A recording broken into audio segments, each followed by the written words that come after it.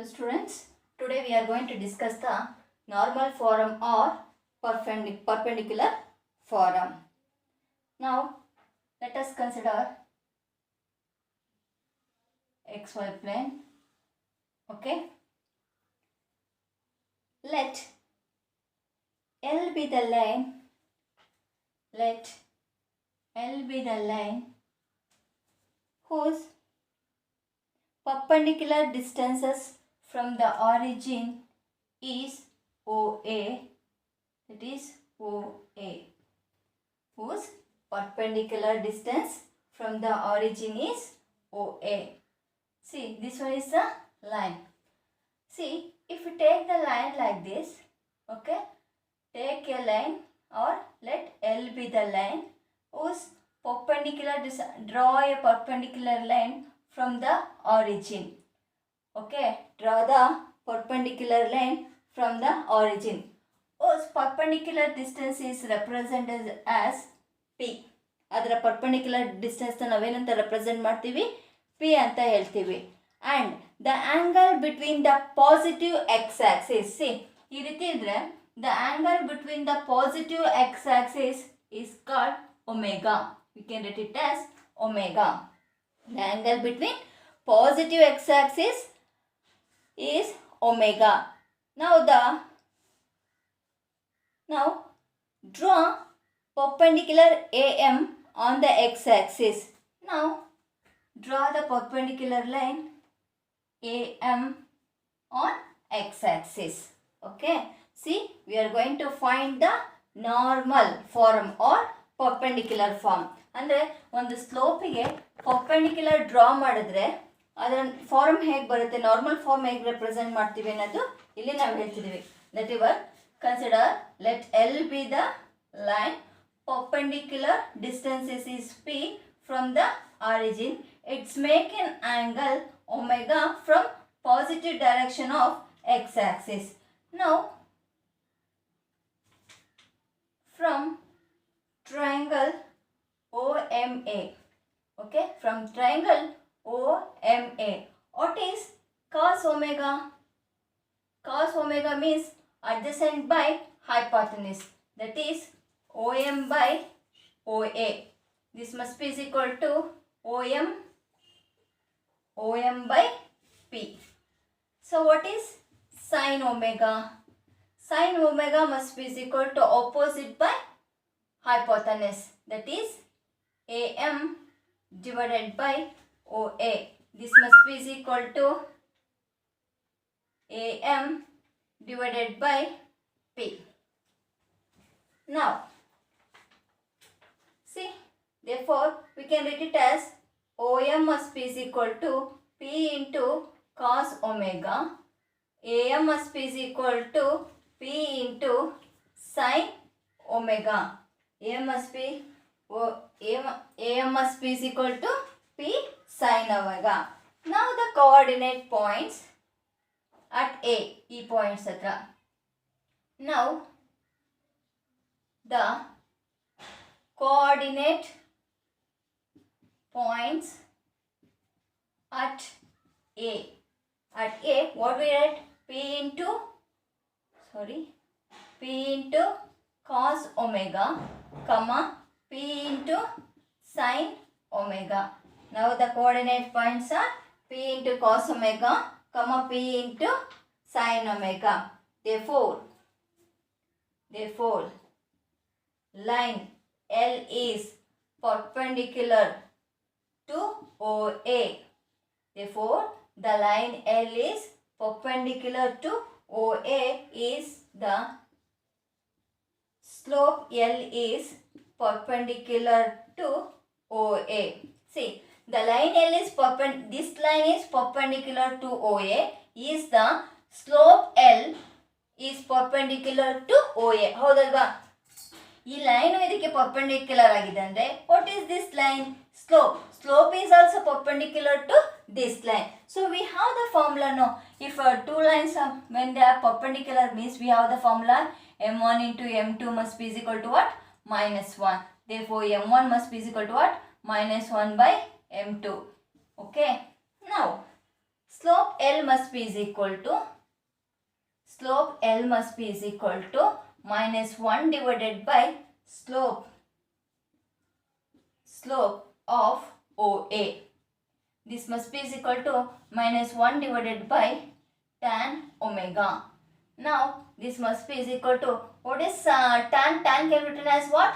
Here only I will write minus 1 divided by sin omega divided by cos omega. Take the reciprocal. We can write it in the form of what? Slope L must be is equal to minus cos omega divided by sin omega. Slope L must be is equal to what? Minus cos omega divided by sin omega. And we know that we have one formula, y minus y naught must be is equal to m into x minus x naught. Okay, y minus y naught must be is equal to m into x minus x naught. Now we know the value of, what's the value of x naught and the y naught? See, the value of the x naught is p cos omega and the value of the y naught is p sin omega. Now go for substitutions, that is y minus y naught, the value is what? P into sin omega. This must be is equal to, we have the slope, m must be is equal to what? Minus cos omega divided by sin omega into x minus p into cos omega. See, after writing this one, you have to go for take cross multiplication. So, ಅಲ್ಲಿ cross multiplication ತಗೊಂಡ್ರೆ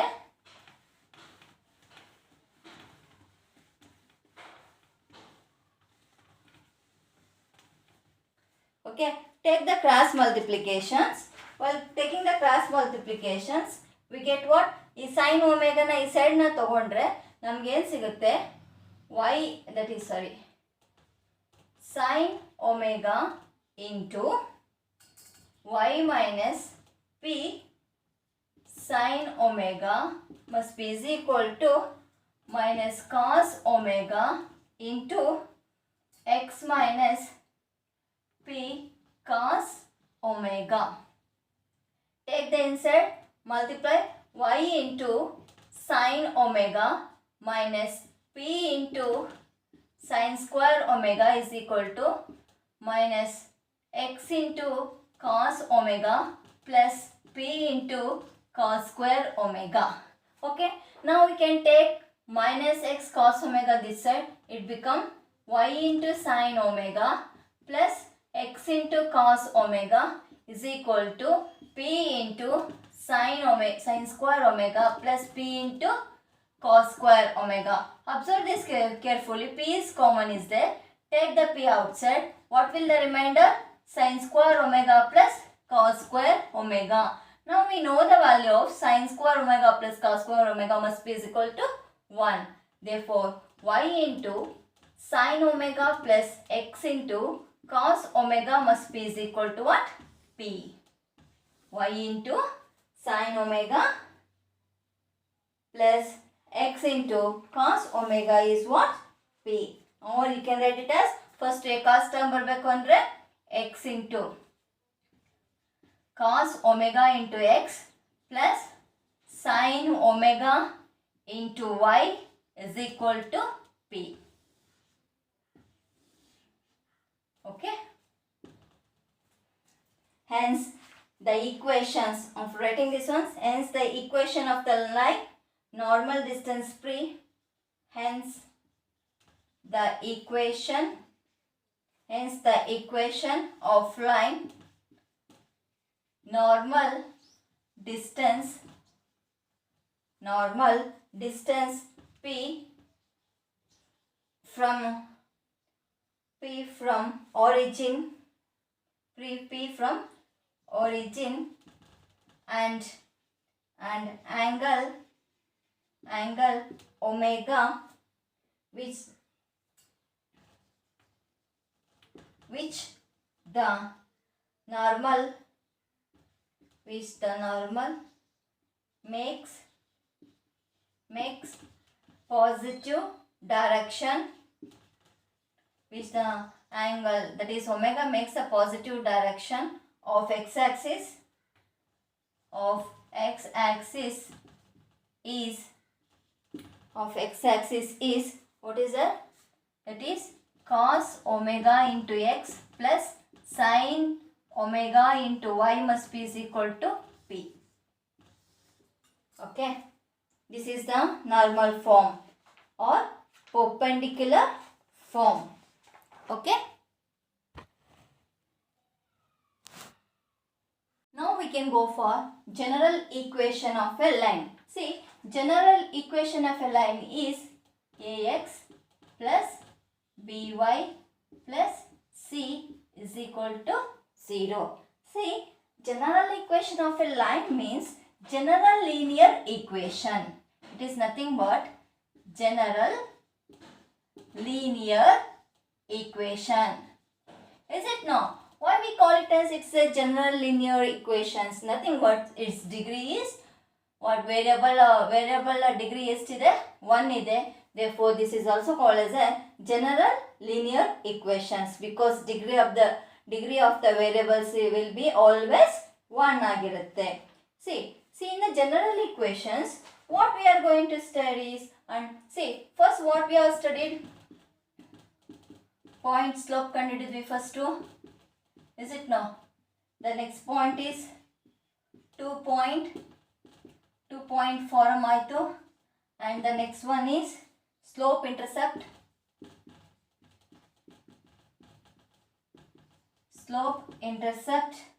and the next one is intercept form, and the next one is normal form. ಹೌದಲ್ವಾ? ನಾವಿಷ್ಟು ಫಾರ್ಮ್ನೆಲ್ಲ ಮೆಥಡಲ್ಲಿ ನಾವು ಫಾರ್ಮುಲಾಸ್ನ ಮಾಡಿದ್ದೀವಿ. Now, see, in this general equation form, we are going to study these three. That is slope intercept form and normal form. Nothing but we are going to find first one in general equation line ಅಲ್ಲಿ ನಾವು first ಏನು ಮಾಡ್ತೀವಿ, slope ನ ಕಂಡುಹಿಡಿತೀವಿ. Slope, and second one is y-intercept, and third one is x-intercept. ಇದು main ಆಗಿ find out ಮಾಡ್ತೀವಿ. ಓಕೆನಾ? So how to find this one? x-intercept ಹೇಗೆ ಮಾಡ್ತೀರಾ, y-intercept ಏನು ಮಾಡ್ತೀರಾ?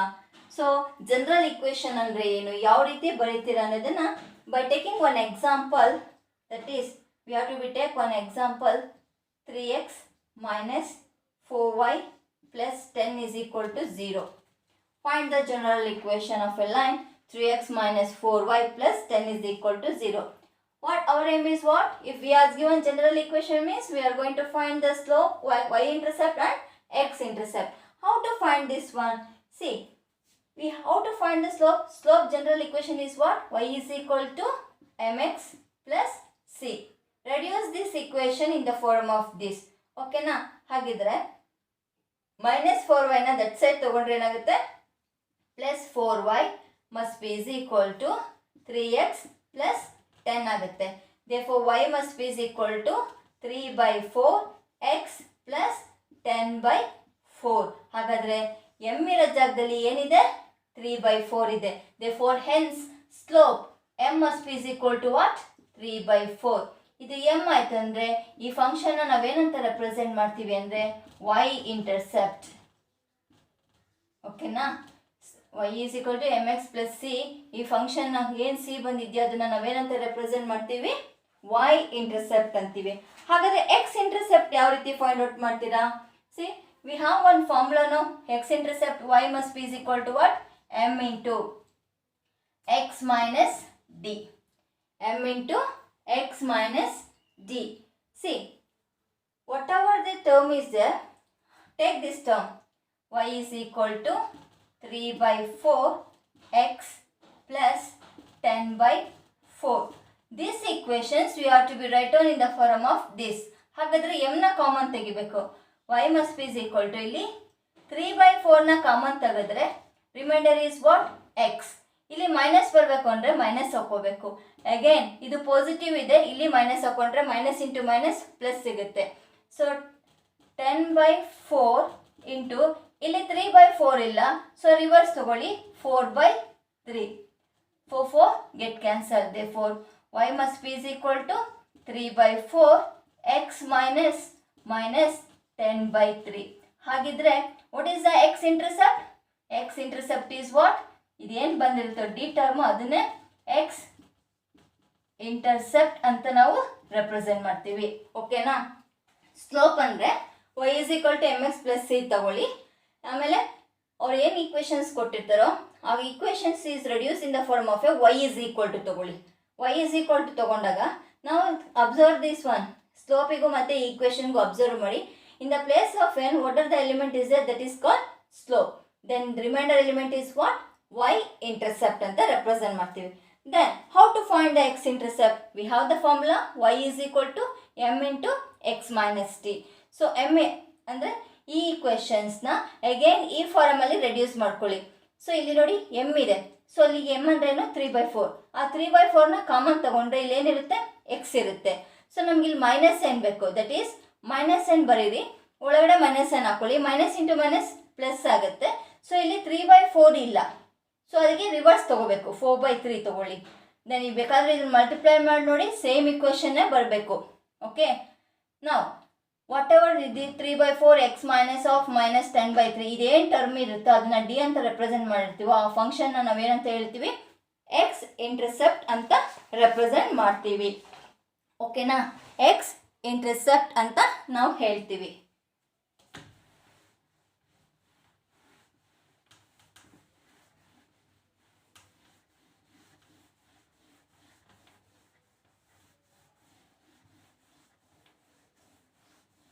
ನಾವೇನಂತ ರೆಪ್ರೆಸೆಂಟ್ ಮಾಡ್ತೀವಿ, ಎಕ್ಸ್ ಇಂಟರ್ಸೆಪ್ಟ್, ವೈ ಇಂಟರ್ಸೆಪ್ಟ್. ಓಕೆನಾ? ಹಾಗಾದರೆ ಸ್ಲೋಪ್ ಆಫ್ ಇಂಟರ್ಸೆಪ್ಟ್ ಫಾರ್ಮ್ ಯಾವ ರೀತಿ ರೆಪ್ರೆಸೆಂಟ್ ಮಾಡ್ತೀವಿ ಅಂದರೆ, slope of intercept form. Slope of intercept ಫಾರ್ಮ್ನ ಯಾವ ರೀತಿ ಮಾಡ್ತೀವಿ ಅಂದರೆ, as usual write on ax plus by plus c is equal to 0.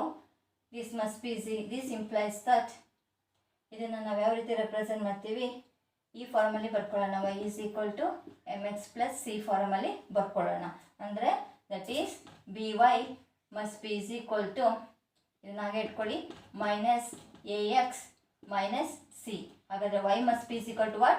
Minus a/b x minus c/b. ಓಕೆನಾ? therefore ಇದೇನು ಟರ್ಮ್ ಬಂದಿದೆಯೋ, okay, therefore minus a/b is slope. ಇದನ್ನು ನಾವು ಸ್ಲೋಪ್ ಅಂತ ರೆಪ್ರೆಸೆಂಟ್ ಮಾಡ್ತೀವಿ. And the reminder is minus c/b is represent as y intercept. ಓಕೆನಾ? y intercept ಅಂತೀವಿ. Suppose ಇದು ನಮಗೆ ಸ್ಲೋಪ್ ಆಗಿದೆ ಅಲ್ವಾ, suppose we can say c is equal to 0 ಆಯಿತು ಅಂದರೆ y is equal to mx ಆಗುತ್ತೆ. y is equal to mx ಅಂದರೆ will be the line always passing through origin. See, y is equal to mx ಅಂತ ಅಂದರೆ the line will passing through origin. Always the line will passing through origin. ಅದಕ್ಕೆ if c is equal to 0 ಆಯಿತು ಅಂದರೆ ಇಲ್ಲಿ ನಮ್ಗೆ ಏನು ಸಿಗುತ್ತೆ, ax plus by must be is equal to 0 ಆಗುತ್ತೆ. ಓಕೆನಾ? ಹೆನ್ಸ್ ಹಾಗಿದ್ರೆ ಹೇಗೆ ಯಾವ ರೀತಿ ಪಾಸ್ ಆಗುತ್ತೆ, this line passes through origin. ಈ ಲೈನ್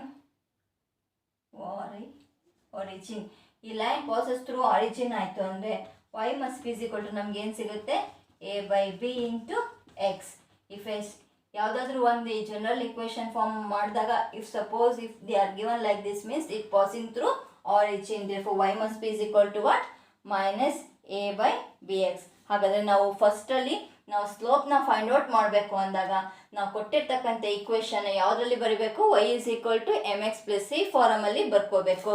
ಅದಾದಮೇಲೆ m ಜಾಗದಲ್ಲಿ ಏನಿದೆಯೋ ಅದೇ ನಮಗೆ ಸ್ಲೋಪ್ ಆಗುತ್ತೆ. ಓಕೆನಾ? ನಾವು ಈಗ ಇಂಟರ್ಸೆಪ್ಟ್ ಫಾರ್ಮ್ಗೆ ಹೋಗೋಣ. ಹೇಗೆ ಇಂಟರ್ಸೆಪ್ಟ್ ಫಾರ್ಮ್ನ ಎಕ್ಸ್ ಇಂಟರ್ಸೆಪ್ಟ್ ವೈ ಇಂಟರ್ಸೆಪ್ಟ್ನ ಯಾವ ರೀತಿ ಫೈಂಡ್ ಔಟ್ ಮಾಡ್ತೀರಾ ಅಂತೇಳಿ. Intercept form. ಓಕೆನಾ? ನಾವು we can go for intercept form.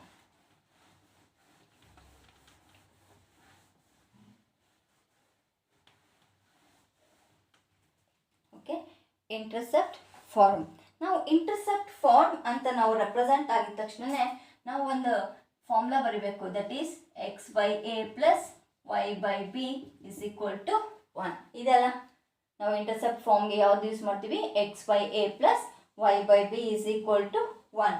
ಕೊಟ್ಟಿರ್ತಕ್ಕಂಥ equation X by A plus Y by B is equal to 1 ಫಾರ್ಮಲ್ಲಿ ರೆಪ್ರೆಸೆಂಟ್ ಮಾಡಬೇಕು. ಎಕ್ಸ್ ಬೈ ಎ ಅಂದರೆ ನಮಗೆ ಇಲ್ಲಿ ಸಿ ಬೇಕಾಗಲ್ಲ, ಎಕ್ಸ್ ಇದೆ ವೈ ಇದೆ, ಸೊ ಈ ಸಿನ ಆ ಕಡೆ ತೊಗೊಂಡೋಗೋಣ. That is A X plus B Y is equal to minus C. ಓಕೆನಾ? Next what's the next conditions? ನಮಗೆ ಇಲ್ಲಿ ಏನು ಬೇಕು? ಪಾಸಿಟಿವ್ 1 ಬೇಕು. ನೋಡಿ ಕಂಡೀಷನಲ್ಲಿ ಇಲ್ಲಿಂದ 1 ಇದೆ, ಇಲ್ಲಿ ಮೈನಸ್ ಇದೆ, ಡಿವೈಡ್ ಮಾಡ್ಕೊಳ್ಳಿ. That is A divided by minus C X plus B divided by minus C Y must be is equal to 1. ಈ ಸೆಟ್ ಕಂಪ್ಲೀಟ್ ಆಯಿತು. What is the coefficient of X? 1 ಇದೆ. ವೈ ಕೋಎಫಿಷಿಯಂಟ್ ಏನಿದೆ? 1 ಇದೆ. ಅಂದರೆ ಇಲ್ಲಿನೂ A ಇದೆ, ಅದನ್ನು denominator ಇಲ್ಲಿ ರೆಪ್ರೆಸೆಂಟ್ ಮಾಡಿ. That is X divided by minus C by A plus Y divided by minus C by B must be is equal to 1. So ಇದೇನು ಟರ್ಮ್ ಬಂದಿರುತ್ತೋ ಇದನ್ನು ನಾವೇನಂತ ರೆಪ್ರೆಸೆಂಟ್ ಮಾಡ್ತೀವಿ ಅಂದರೆ ಎಕ್ಸ್ ಇಂಟರ್ಸೆಪ್ಟ್. ಸೊ ಈ ಟರ್ಮ್ ಏನು ಬಂದಿದೆಯೋ ಅದನ್ನು ನಾವೇನಂತ ರೆಪ್ರೆಸೆಂಟ್ ಮಾಡ್ತೀವಿ? Y intercept. ಓಕೆನಾ? ಸೊ ಅಲ್ಲಿಗೆ ಎಕ್ಸ್ ಇಂಟರ್ಸೆಪ್ಟ್ ಮತ್ತು ವೈ ಇಂಟರ್ಸೆಪ್ಟ್ ಯಾವ ರೀತಿ ರೆಪ್ರೆಸೆಂಟ್ ಮಾಡ್ತೀವಿ ಅಂತ ನಾವು ಬರೆದ್ವಿ. ಓಕೆನಾ? ಅರೆ ಅನ್ನಿಸ್ತಾ? ಸೊ ಎಕ್ಸ್ ಇಂಟರ್ಸೆಪ್ಟ್ ಹೇಗೆ ರೆಪ್ರೆಸೆಂಟ್ ಮಾಡ್ತೀವಿ, ವೈ ಇಂಟರ್ಸೆಪ್ಟ್ ಹೇಗೆ ರೆಪ್ರೆಸೆಂಟ್ ಮಾಡ್ತೀವಿ ಅಂತ ಹೇಳ್ಬಿಟ್ಟು ನಾವು ಹೇಳಿದ್ವಿ. ಇದನ್ನು ಇಂಟರ್ಸೆಪ್ಟ್ ಫಾರ್ಮ್. ನಾವು ಇಂಟರ್ಸೆಪ್ಟ್ ಫಾರ್ಮ್ ಅಂದಿದ ತಕ್ಷಣ ನಾವೇನು ತೊಗೋಬೇಕು? X by A plus Y by B is equal to 1. Slope ಅಂದರೆ ಏನು ತೊಗೋತೀವಿ? ಸ್ಲೋಪ್ ಅಂದರೆ ಏನು ರೆಪ್ರೆಸೆಂಟ್ ಮಾಡಬೇಕು? Y is equal to M X plus C. Intercept form ಅಂದರೆ X by A plus Y by B is equal to 1.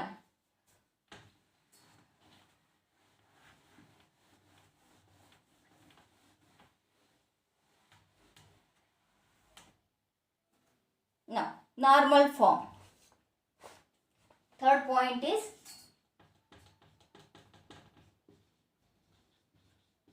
normal form. Normal formನ equation ಏನು ಮಾಡಿದ್ವಿ?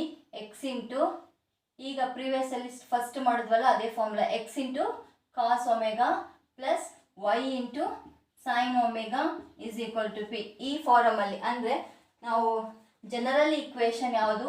A X plus B Y plus C must be is equal to 0. ಇದು observe carefully ಈ ಫಂಕ್ಷನ್ನ ನೋಡಿ. So ಇದನ್ನೇನಂತ ಬರೀಬೋದು?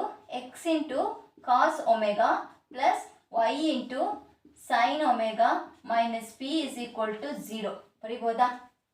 ನಾವು write on this equation, that is X into A X plus B Y plus C is equal to 0. Observe this one. ಇಲ್ಲಿ X ಬರ್ಕೊಂಬಿಡಿ, ಅವಾಗ ನಿಮಗೆ ಕನ್ಫ್ಯೂಷನ್ ಆಗಲ್ಲ. ಎಕ್ಸ್ ಇಲ್ಲಿ sine omega Y cos omega into X. Observe this carefully. X X ಇದೆ, Y Y ಇದೆ, C ಜಾಗದಲ್ಲಿ minus P ಇದೆ, ಬಿ ಜಾಗದಲ್ಲಿ ಸೈನ್ ಒಮೆಗಾ ಇದೆ, ಎ ಜಾಗದಲ್ಲಿ ಕಾಸ್ ಒಮೆಗಾ ಇದೆ.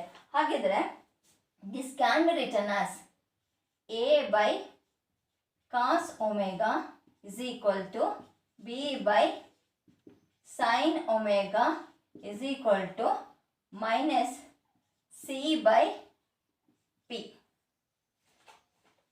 This equation equate this one, that is a by cos omega is equal to minus c by p, and also b by sin omega is equal to minus c by p. Now cos omega can be written as, ಹಾಗಾದರೆ cos omega ನ ಏನಂತ ಬರ್ಕೋಬಹುದು? Cross multiply ಮಾಡಿಕೊಂಡ್ರೆ cos omega ಇಲ್ಲಿಗೆ ಬರುತ್ತೆ, p ಇಲ್ಲಿಗೆ ಬರುತ್ತೆ. That is minus AP by C. Is it no? Similarly, sin omega can be written as BP by C with negative sign. Now, ಈ ಎರಡು ಈಕ್ವೇಶನ್ನ ಸೊ ಇದನ್ನ 1 ಅಂತ ರೆಪ್ರೆಸೆಂಟ್ ಮಾಡಿ, ಇದನ್ನ 2 ಅಂತ ಮಾಡಿ, squaring and adding equation 1 and 2 square ಮಾಡಿ add ಮಾಡಿ. ಅವಾಗ ಏನಾಗುತ್ತೆ, cos square omega plus sine square omega must be equal to, ಇದನ್ನು ಸ್ಕ್ವೇರ್ ಮಾಡಿದ್ರೆ ನಮ್ಗೆ ಏನು ಸಿಗುತ್ತೆ, A square P square by C square, -1 square ಮಾಡಿದ್ರೆ ಪ್ಲಸ್ ಆಗಿಬಿಡುತ್ತೆ, ಪ್ಲಸ್ ಇದನ್ನೇನಂತ ಬರಿಬೋದು, B square P square by C square. ನಾವು what is the value for cos square omega plus sine square omega ಅಂದರೆ 1 ಆಗುತ್ತೆ. 1 must be equal to LCM ತಂದ್ರೆ ಸೇಮೇ ಇರುತ್ತೆ, ದಟ್ ಈಸ್ ಎ ಸ್ಕ್ವೇರ್. ಇವೆರಡರಲ್ಲೂ ಓಕೆ ಒಂದು ಕೆಲಸ ಮಾಡೋಣ, ಇವೆರಡರಲ್ಲಿ P square by C square common ತೆಗೆದ್ರೆ ನಮ್ಗೆ ಏನು ಸಿಗುತ್ತೆ, A square plus B square.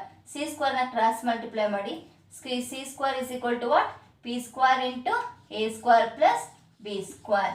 Okay, C square is equal to P square into A square plus B square. ನಾವು ನಮಗೆ ಬೇಕಾಗಿರೋದೇನು, the value of A P. Therefore P square must be return as P square must be is equal to C square divided by a square plus b square. This implies that p must be is equal to plus or minus square root of a square plus b square. ಮೇಲ್ಗಡೆ ಬರೀತೀನಿ, ಅಲ್ಲಿ ಕಾಣಿಸೋದಿಲ್ಲ, ಓಕೆನಾ.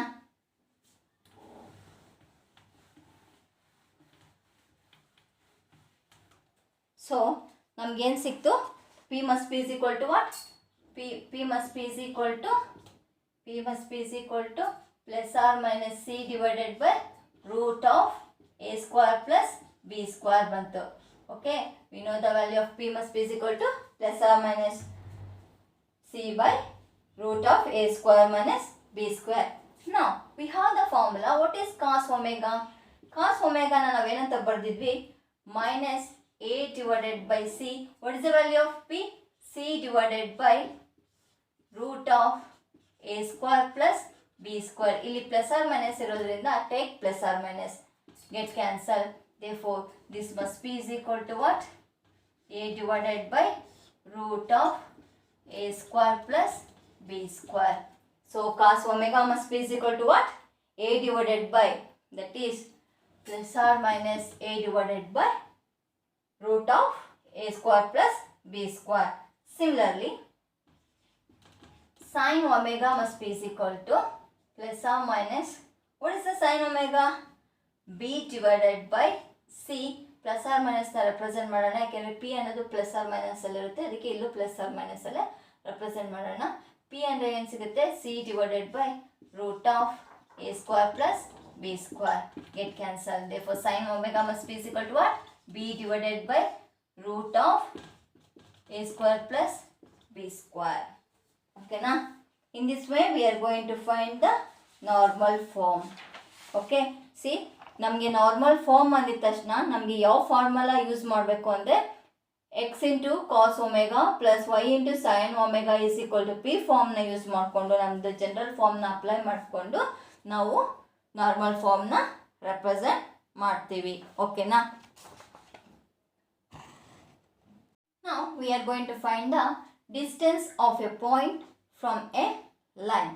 See, if you take any straight line, ಯಾವುದೇ ಒಂದು straight line ತಗೊಳ್ಳಿ, ಆ straight line ತಗೊಂಡಾಗ ಅದಕ್ಕೆ ಪರ್ಪೆಂಡಿಕ್ಯುಲರ್ ಡ್ರಾ ಮಾಡ್ತೀರಾ. ಒಂದು ಸ್ಟ್ರೈಟ್ ಲೈನ್ಗೆ ಪರ್ಪೆಂಡಿಕ್ಯುಲರ್ ಡ್ರಾ ಮಾಡಿದಾಗ ಇದು 90 ಡಿಗ್ರಿ ಆಗುತ್ತೆ. ನಾವು P of say any one X ಕಾಮ ವೈ, x1 y1 ಅಂತ ರೆಪ್ರೆಸೆಂಟ್ ಮಾಡ್ಕೊಳ್ಳಿ.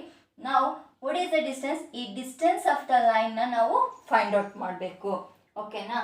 ಸೊ ಹಾಗಾದರೆ ಯಾವುದಾದ್ರೂ ಒಂದು ಪ್ಲೇನ್ನ ಕನ್ಸಿಡರ್ ಮಾಡ್ಕೊಳ್ಳಿ. And also you remember that ನಾವು ಈ ರೀತಿ ರೆಪ್ರೆಸೆಂಟ್ ಮಾಡ್ಕೊಂಡಾಗ ನಮಗೆ ಯಾವಾಗಲೂ ಏನಾಗಿರುತ್ತೆ, ಪಾಸಿಟಿವ್ ಆಗಿರುತ್ತೆ. ಓಕೆನಾ? ಸ್ಲೋಪ್ ಯಾವ ರೀತಿ ಆಗಿರುತ್ತೆ, ಪಾಸಿಟಿವ್ ಆಗಿರುತ್ತೆ. ಇಫ್ ಸಪೋಸ್ ನಾವೇನಾದ್ರೂ ಗ್ರಾಫ್ ಹಾಕೊಳ್ಬೇಕಾದ್ರೆ ನಾವು ಈ ರೀತಿ ಆದರೆ ನಮಗೆ ಸ್ಲೋಪ್ ಏನಾಗಿರುತ್ತೆ, ನೆಗೆಟಿವ್ ಆಗಿರುತ್ತೆ. ಸಿ, ಇದು ಅಕ್ಯೂಟ್ ಆ್ಯಂಗಲ್ನ ರೆಪ್ರೆಸೆಂಟ್ ಮಾಡುತ್ತೆ, ಇದು ಅಬ್ಟ್ಯೂಸ್ ಆ್ಯಂಗಲ್ನ ರೆಪ್ರೆಸೆಂಟ್ ಮಾಡುತ್ತೆ. ಓಕೆನಾ? ನಾವು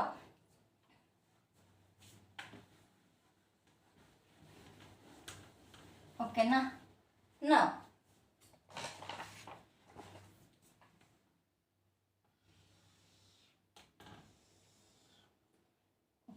ನಾವು ಅಬ್ಟ್ಯೂಸ್ ಆ್ಯಂಗಲಲ್ಲಿ ರೆಪ್ರೆಸೆಂಟ್ ಮಾಡೋಣ. ಓಕೆ, ಅಬ್ಟ್ಯೂಸ್ ಆ್ಯಂಗಲಲ್ಲಿ ರೆಪ್ರೆಸೆಂಟ್ ನಾವು ಒಂದು draw a perpendicular line to the slope. ನಾವು its point is P of x1, y1. P of x1, y1 ಇದು ಡಿಸ್ಟೆನ್ಸ್ t ಆಗಿರುತ್ತೆ, ಇದು 90 ಡಿಗ್ರಿ ಆಗಿರುತ್ತೆ. This point is represent as m, this point is represented as Q. Okay na? Now our aim is ಇದರ distance ನಮಗೆ ಗೊತ್ತಾಗಬೇಕು ಅಂದರೆ ಇದರ coordinate points ಮತ್ತು ಇದರ ಕೋಆರ್ಡಿನೇಟ್ ಪಾಯಿಂಟ್ಸು ನಮಗೆ ಗೊತ್ತಾಗಬೇಕು. ಓಕೆ, ಸೊ ನಮ್ಮದು ಜನರಲ್ ಇಕ್ವೇಷನ್ ಫಾರ್ಮುಲಾ ಏನು? ax plus by plus c is equal to 0. Okay, ಈ ಪಾಯಿಂಟಲ್ಲಿ ಯಾವುದು 0 ಇರುತ್ತೆ? ಎಕ್ಸ್ 0 ಇರುತ್ತಾ, ವೈ 0 ಇರುತ್ತಾ? ವೈ 0 ಇರುತ್ತೆ.